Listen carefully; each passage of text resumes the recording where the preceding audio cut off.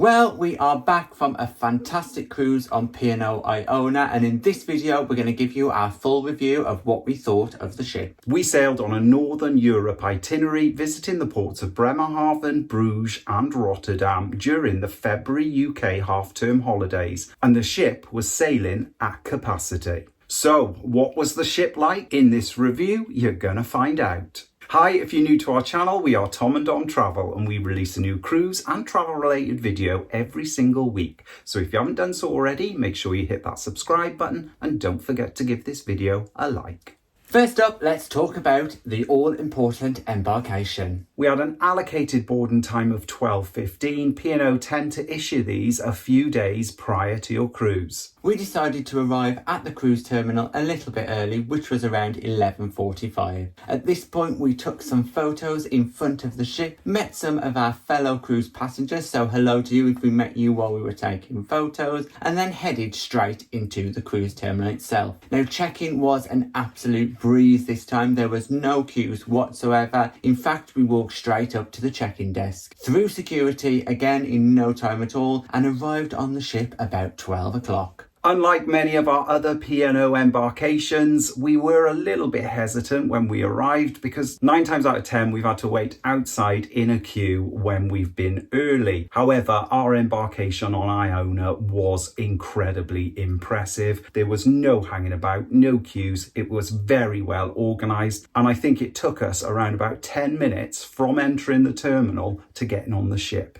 Incredible. Once we were on board, we headed straight to our muster station. What's great about P&O is once you're on board the ship, they direct you straight away to your muster station, so you don't have to worry about that later on in your day. Unfortunately, when we boarded, our rooms weren't ready. This was around about 12 p.m. and we did have to wait about an hour and a half until we could get into our cabin. However, this was no problem at all, and we found ourselves a lovely little spot in the Sky Dome. Right then, let's talk about the ship itself. Now, Iona is a big ship and there's lots to explore, but we'll start off in the Atrium. This is the central focal point of the ship, and it's split over 3 levels. There are lots of bars and venues located in this area, and it's the perfect spot to sit there, grab a drink and just watch the world go by. In addition to that, the large floor-to-ceiling windows offer some spectacular sea views. Now, there is one problem that we identified while we're in the Atrium, and that is the fact that some of the venues are used as thoroughfares. You do get passengers passing through some of the restaurants, such as the Keel Cow and Glasshouse, so when you're sitting there enjoying your meal, you can get passengers moving through the ship past your table, so that can be a little bit of an issue. And also the sound does move from the ground floor through the whole of the Atrium, so if you don't enjoy that hustle and bustle, perhaps the Atrium is not for you. The Atrium is a very popular spot on board. As we were sailing at near full capacity, on sea days in particular, it was very difficult to get a seat or a table in the Atrium itself. Now let's move on up right to the top of the ship and explore the Sky Dome. The Sky Dome is a multi-purpose venue that can be used day and night. In the centre of the Sky Dome you will find a swimming pool, and it is used throughout the day, and it is a place where families do head to. So if you are looking for somewhere that is great for families in the daytime, then head to the Sky Dome. At night though, the Sky Dome does transform into a multi-use theatre. You can sit there through the night and enjoy performances from live guest acts as well as performances from the cast. We did however find some of the performances in the Sky Dome not really to our taste. They're not the traditional cruise performances that you would expect in the main theatre. They are a little bit more abstract, and the new added show, we did find difficult to understand, and many passengers didn't really enjoy the show. During the day, the Sky Dome was super busy with families enjoying that area. Of an evening, as Tom mentioned, the shows were a little bit strange. However, they were performed beautifully by the onboard cast members. Shush was a little bit questionable, and I think it'll just take a little bit of time for that type of event to embed onto a P&O cruise ship. The one event an activity that was very popular and both myself and Tom really enjoyed, and that was the silent discos that were hosted in the Sky Dome. These were incredibly popular, with queues circling around the Sky Dome to grab a pair of headphones. So top tip tip, if you are interested and you do want to take part in a silent disco, make sure you head up there early. Now, all in all, the Skydome is the perfect place for Iona because it is P&O's cold weather ship, so you can head there whatever the weather, any time of day, and enjoy what the Skydome has to offer. Next up, let's talk about the Promenade area. Iona has got a beautiful full wraparound prom, and it'll take you around about 9 minutes to complete an entire circuit. Some of the venues inside the ship do spill out onto the promenade, so if you do have good weather, it makes a perfect place to sit, relax and enjoy a drink. The promenade has got plenty of seating, and as you can imagine, during our Northern Europe sailing where the weather was a little bit questionable, it wasn't perhaps as busy as it could have been. However, it is a beautiful spot and they've got a number of hot tubs also located here. Our favourite part of the promenade was the bridge area just outside of the Atrium because the glass along the sides of the ship is lower there, giving you better views. One important thing to note, to those of you considering a deck 8 balcony cabin, they do look out onto the promenade and walkers and passers-by can see in, even though P&O have got reflective glass on the balcony doors themselves to stop people seeing into your cabin. So out of personal preference, I think myself and Tom wouldn't book one of these deck 8 balcony cabins just because they are overlooked. So it's just something to consider. As you head to the aft of Iona, you do come across those infinity pools, and that is a great feature of the ship. It's a beautiful area right up on the top of the ship, it gives some great sea views, and it is one of the most popular areas of the ship. At all times of the day, we always found people making full use of these pools, even in our cold February weather. Yes, there are 2 infinity pools at the aft of the ship, and when the weather is warm, these pool areas do get very busy. Moving on across the top deck of Iona, you come across the Beachcomber bar and pool area. Now this is Iona's adult only space. This is the perfect place to grab a drink, relax and take in some of those child-free views and also enjoy a swim without children splashing you. However, even though we say that, on some occasions we have seen children in the pools and it has not been policed by P&O crew. Again, if we'd been sailing on a warmer cruise, we would have made full use of this area because, again, there's plenty of loungers,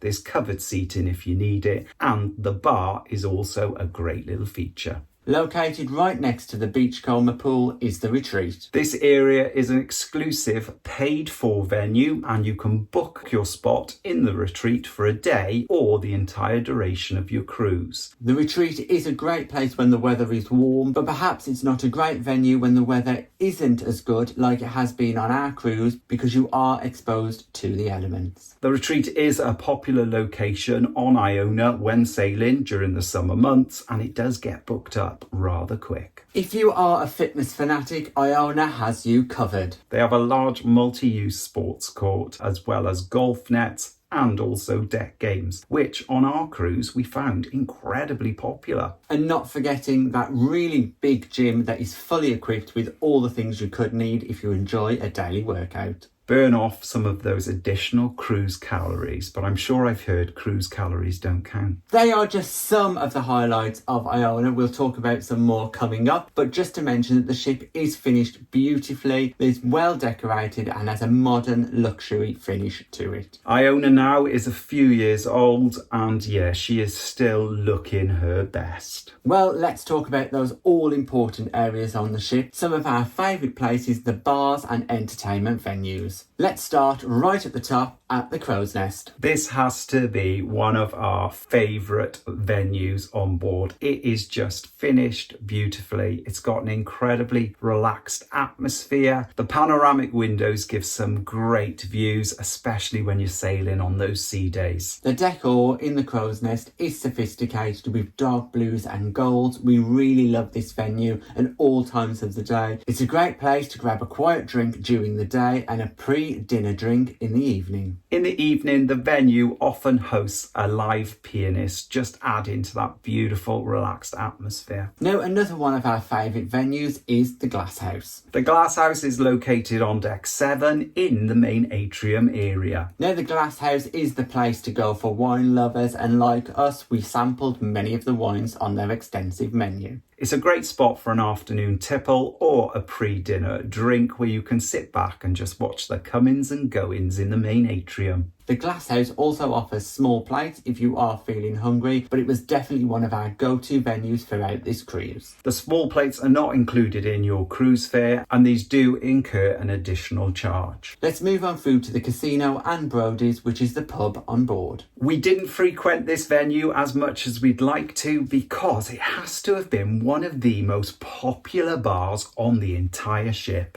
Brody's hosts live quizzes, karaoke and performances by the onboard busker. Now, since leaving Iona, we have discovered that they do no longer offer table service in Brody's. It is now more like a traditional pub where you need to stand and queue at the bar. So please bear that in mind if you do have difficulty standing. Also located next to Brody's is the onboard casino, where on sea days you can play all day. Non-sea days, the casino is open during the evenings. Although the casino is not as large as perhaps on other cruise lines, they've still got a great selection of slot machines and a variety of table games. Located right at the aft of the ship, you will find the Clubhouse. During the day in the Clubhouse, you'll find that it hosts activities and events such as bingo and also some kids club activities. Most evenings in the Clubhouse, you'll find the onboard resident house band Pulse, as well as a late night disco. If your cruise has an onboard comedian, this will be the location of all of their performances. The Clubhouse was one of our go-to venues after watching a theatre show where we could continue the night enjoying some extra entertainment. It's a large area with plenty of seating, although on certain evenings, especially when the comedian was performing, it was very difficult to get a seat. The Clubhouse is the late night venue on board Iona, and it stays open until late.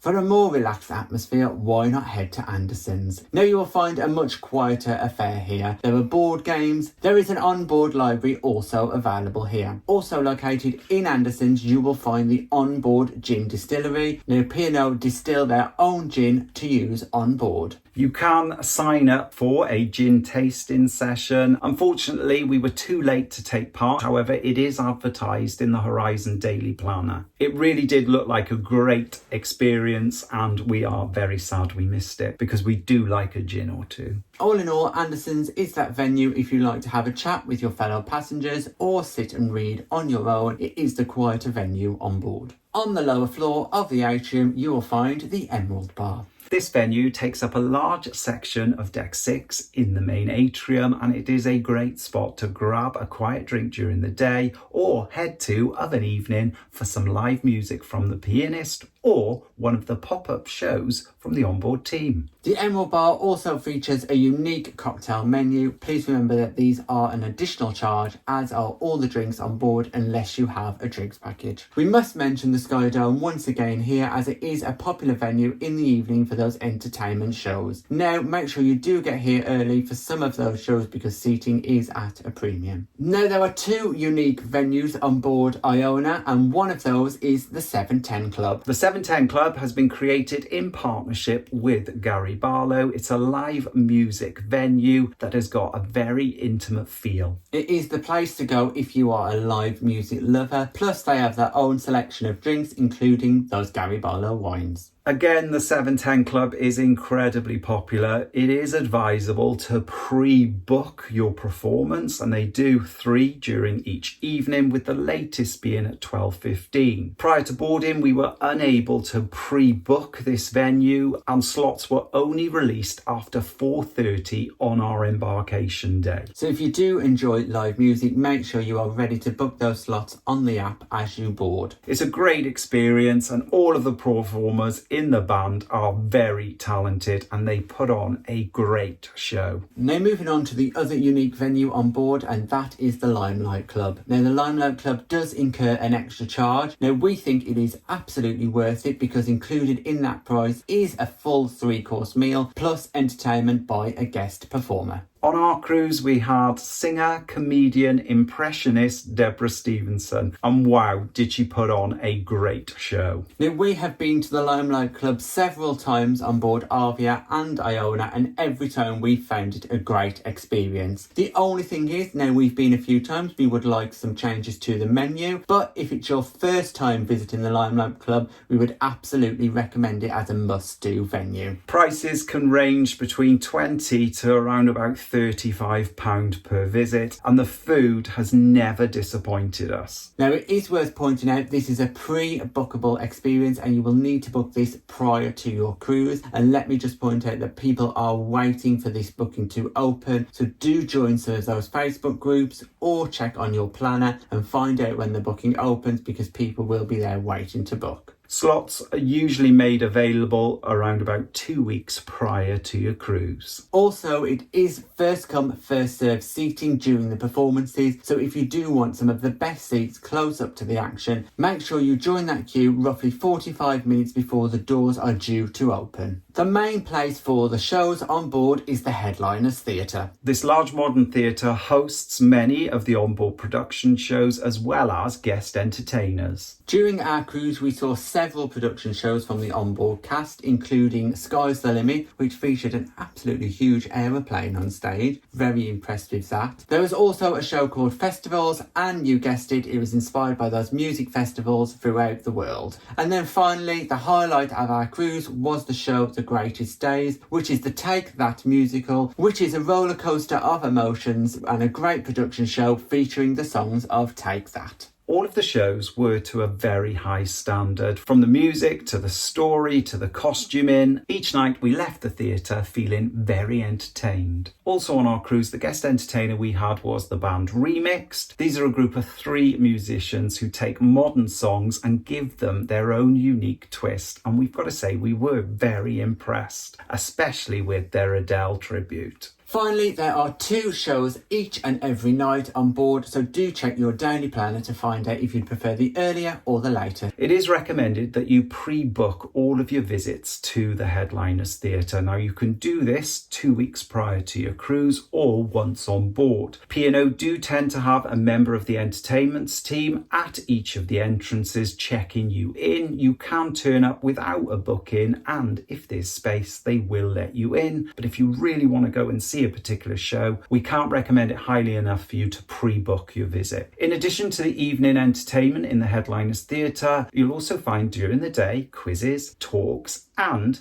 Deal or No Deal. Yep, Deal or No Deal is a paid experience where you can buy a card that allows one lucky person to go up on stage and take part in that famous game show. And the last venue that we must mention for entertainment is the Ocean Studios. This is a 4-screen cinema on Iona that shows a collection of modern day films that do change throughout your cruise. Now please check your daily planner for updates on the movies that are available each day, or head to Ocean Studios itself because movies are displayed on the screens just outside. And if you're lucky, you may bump into a celebrity. Now you can get snacks in a vending machine outside of the cinema. These incur an additional charge, however the cinema is free to use. The most important thing on a cruise is that food and dining, so let's talk about that now. During our cruise, we try to get round as many dining venues as possible. Iona has a great selection of included dining, but let's start off in those main dining rooms, of which there are 4. The 2 larger main dining rooms are located at the aft of the ship on deck 6 and 7, and that's the Coral and Pearl restaurants. The Coral and Pearl restaurants are open for breakfast, lunch and dinner. The restaurants are connected by a staircase but do have separate entrances. They are very light and airy because of those aft windows, and it's a great place for all of your meals.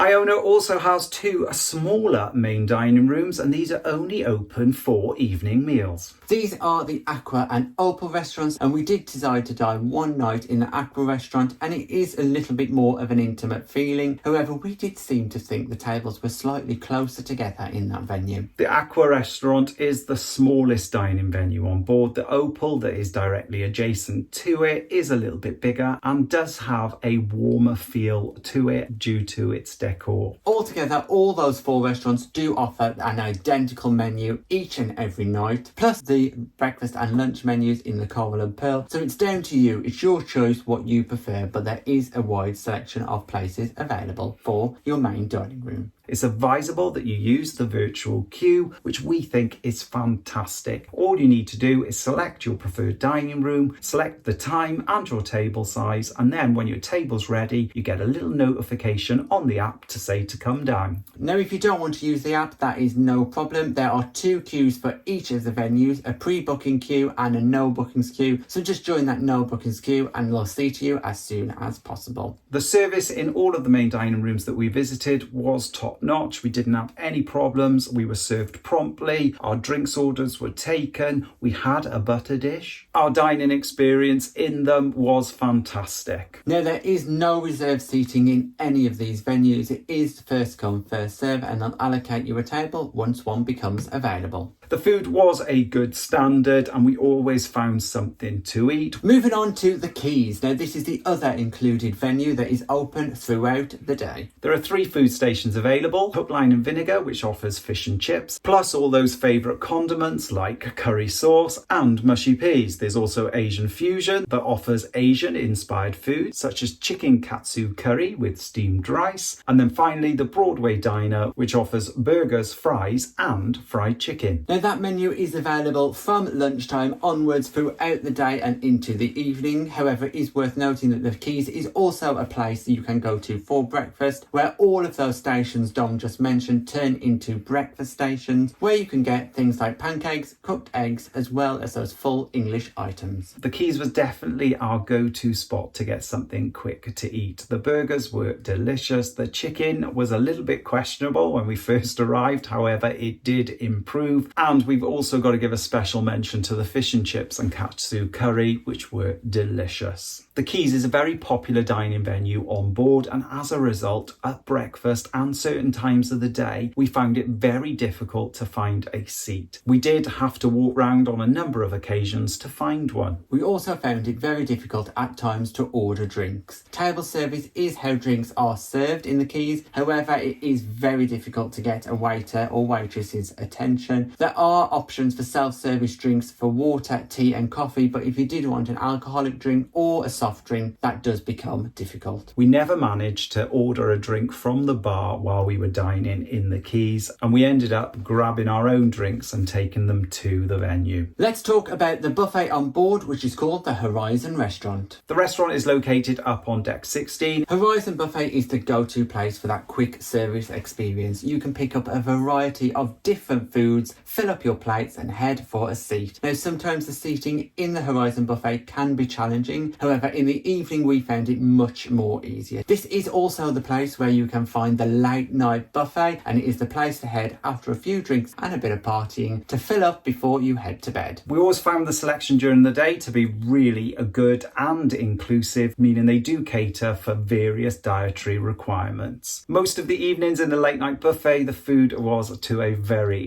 good standard, and we really did enjoy our time in there. However, towards the end of the cruise, it did get a little bit questionable. Salmon and trout smoked sandwiches.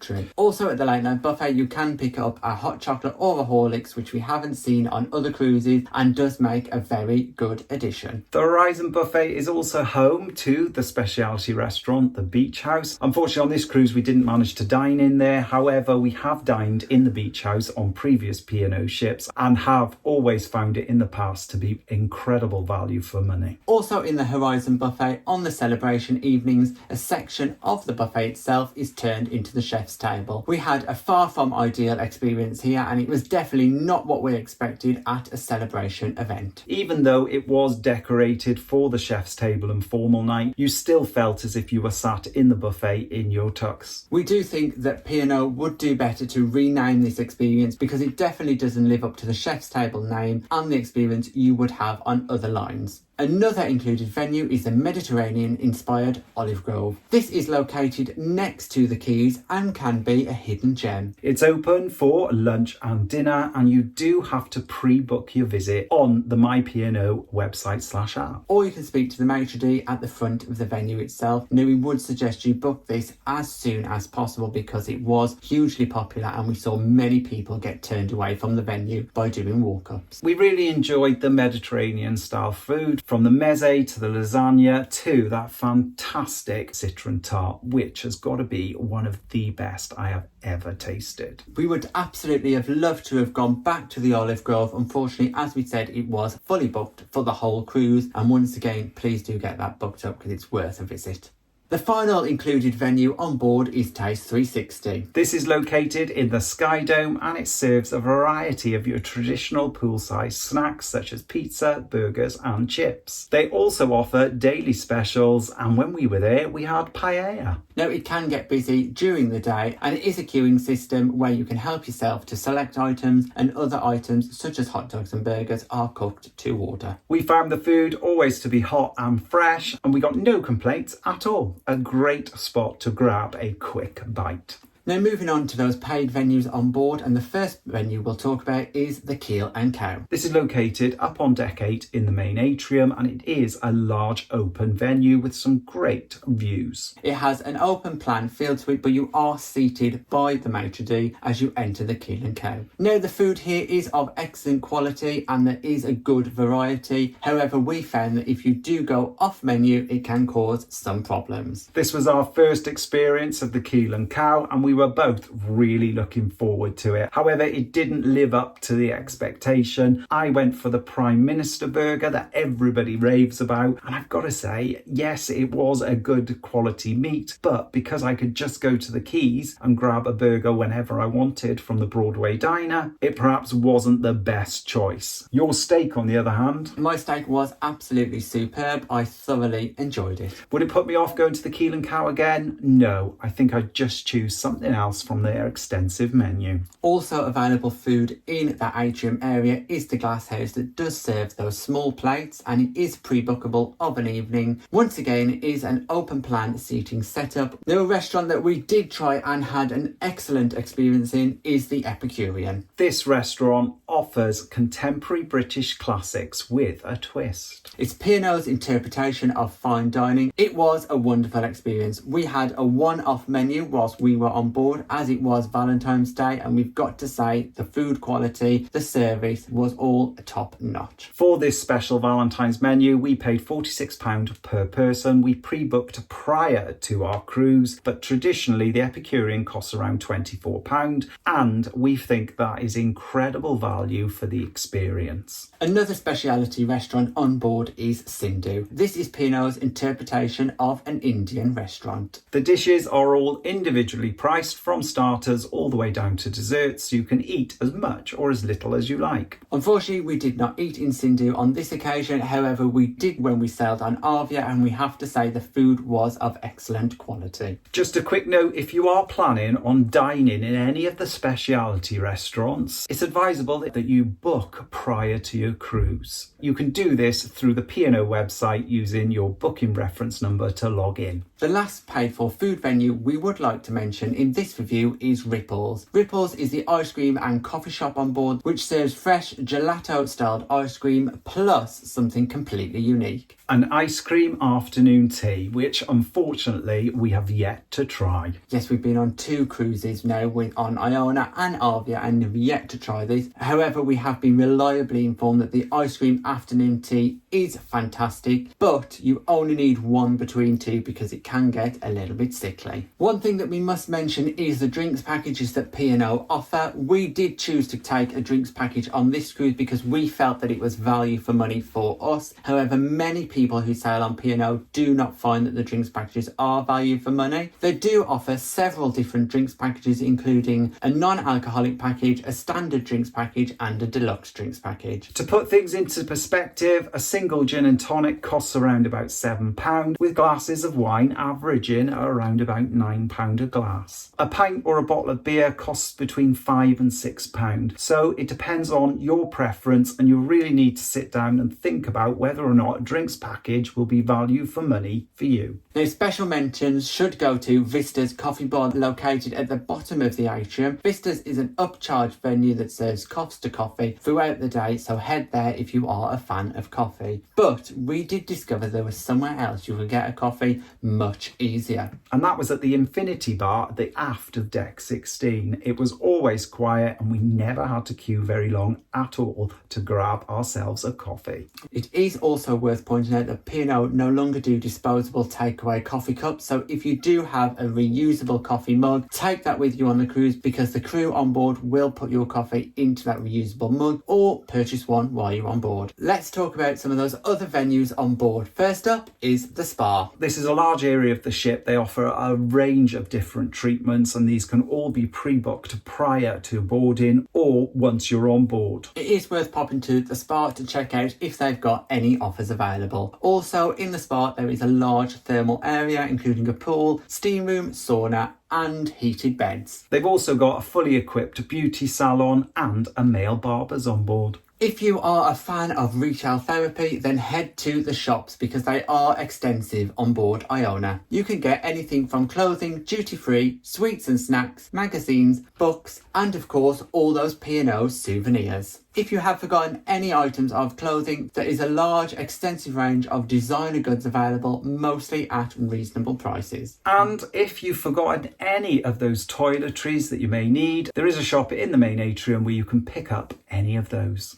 Now, don't forget there are a number of laundry rooms on board where you can do your laundry. Take your washing tablets if you do want to do laundry, because it is free of charge to use the machines. However, me and Dom only use the laundry to iron our shirts on formal nights. The irons are once again free to use, and there are plenty of them available. And then onto our cabin. We stayed in an inside cabin on deck 14, 14115. We found it exceptional value for money, and if you'd like to see what an inside cabin looks like and our full review, I'll put a link on screen and in the description. A couple of little handy hints for you if you're planning on sailing on Iona. In the lifts, you'll notice that there is a star button. When in port, if you press the star button, it will take you directly to the deck that the gangway is located on, making it super easy for you to disembark the ship and explore the ports. The other top tip is the stairways on board. Each of the stairways has different colours associated with it. If it's blue, you're at the front of the ship. Silver, you're in the middle. And if it's red, you're at the aft.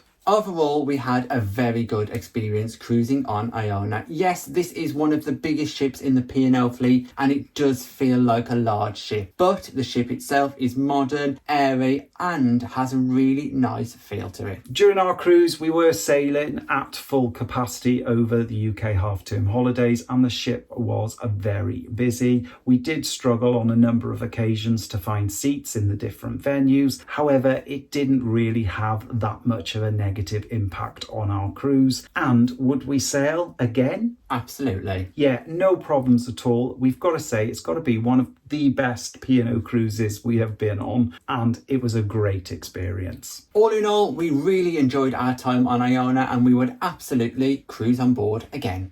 If you'd like a more in-depth look into our P&O Iona Northern Europe cruise and find out exactly what we did at each of the destinations we visited, we've got a full daily vlog series available on our channel. Thanks for watching our P&O Iona review. If you've got any comments or questions, just pop them in the box below and we'll get back to you. If you'd like to support us in creating future content and receiving exclusive benefits, we're also available on Patreon and through YouTube channel memberships. And please don't forget to like and subscribe. It's free. And hit that bell notification button to never miss a video from us. Thanks for watching. Bye-bye.